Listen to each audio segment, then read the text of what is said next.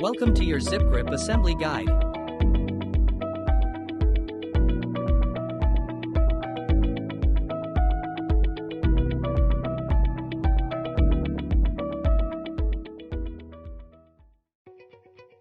Start your assembly process with cutting all the long lengths of steel and aluminum.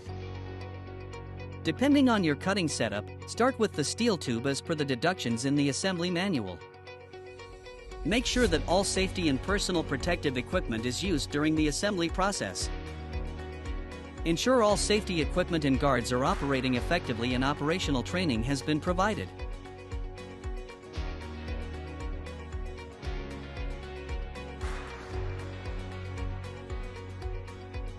Cut all profiles, including the cassette front and back, bottom rails, inner and outer side channels. Depending on your setup, similar profile may be cut simultaneously as long as all safety clamps are used.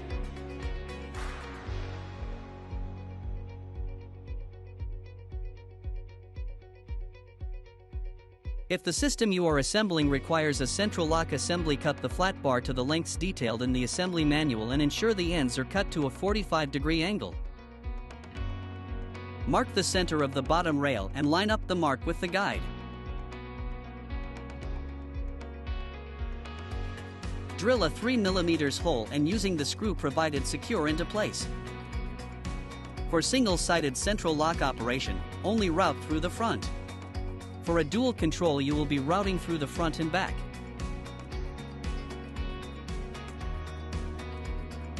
Remove the template.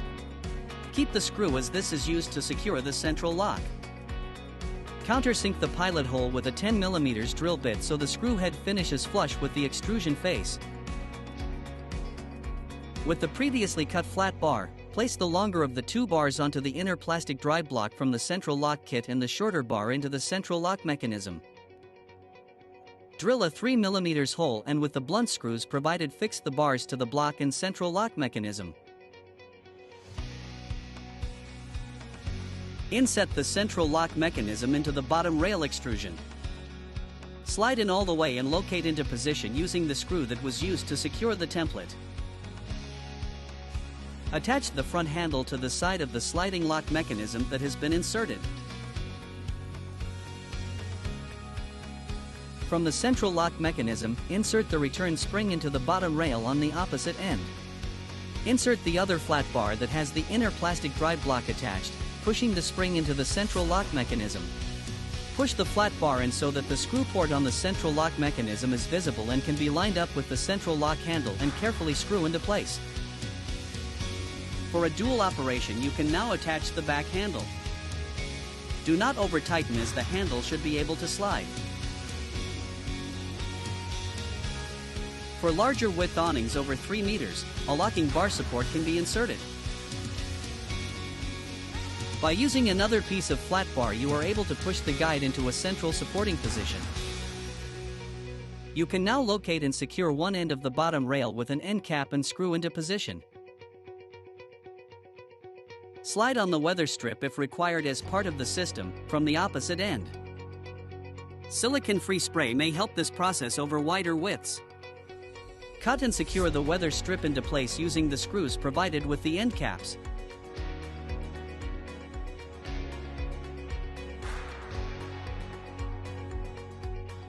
For skin manufacturing, refer to the deduction sheet for the overall skin width and drop. Depending on your setup, cut and square the skin first. Weld the zip to the sides and the keyway kedar top and bottom appropriate to the system you run.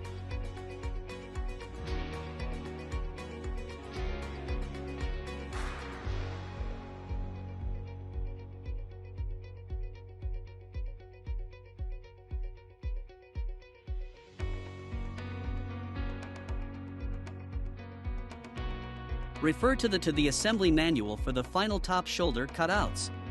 Slide the bottom rail onto the awning skin.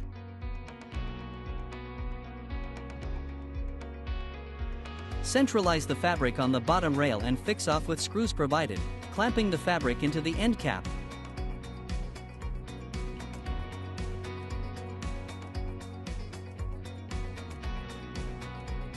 Note the zip is proud of the end cap.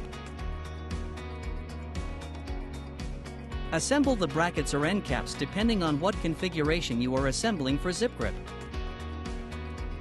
For a spring operation in both zip grip and deep sides, the driving spring is always set up on the left-hand brackets. Any helper spring will be set up on the right-hand side.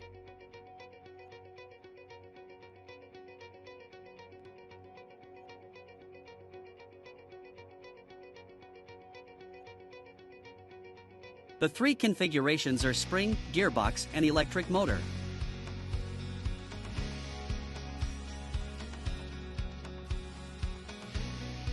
For the open brackets, the same principle applies to the operational configurations.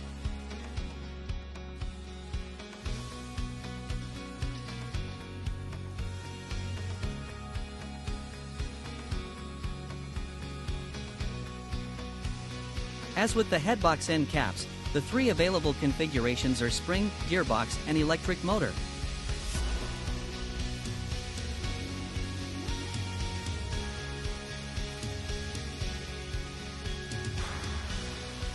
Assembling the inner side channels involves attaching the zip grip fabric guide into the inner channel. Place the fabric guide top stops in the guide ready for installation. Secure the fabric guide into position with a screw supplied in the kit. Ensure that the screw is offset and located to one side so that it does not foul with the zip. Press fit the channel feet into the bottom of the inner channel. Repeat this process for both inner channels.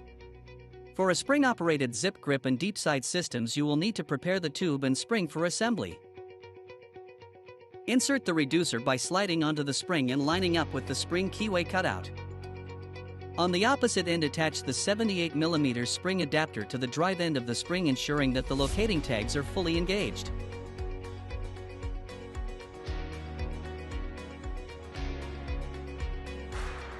For the idle end, insert the 63mm idler into the reducer. Both reducers can be fixed to buy with 3 rivets evenly spaced around the reducers. Insert the drive end of the spring into the steel 78mm keyway tube, sliding all the way in and engaging the spring reducer into the keyway tube. Insert the assemble idle end and reducer into the opposite end. For a gearbox operation, there will be 2 tube reducers, a 63mm idle end and a 63mm square drive end. Depending on which side the gearbox control is determines which side the drive and idle ends are on.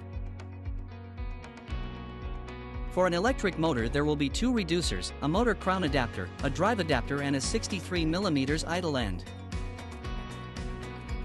For an electric motor configuration, remember to ensure the crown adapter and tube reducer goes onto the motor before the drive adapter.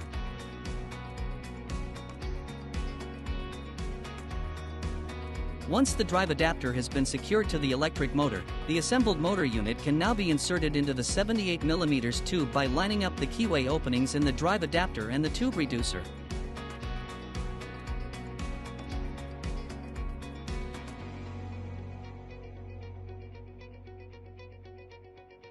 With either the motor, spring or gearbox drive ends in place, you can then slide the fabric skin into the keyway tube.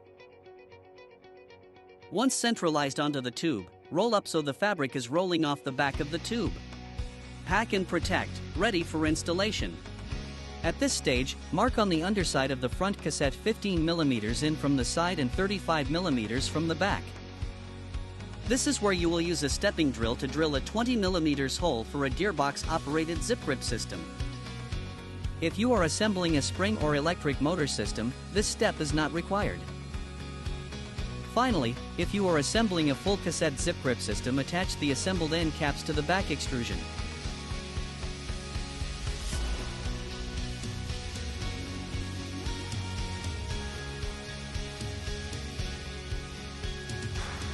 Your zip grip awning is now ready to be packed up and ready for installation.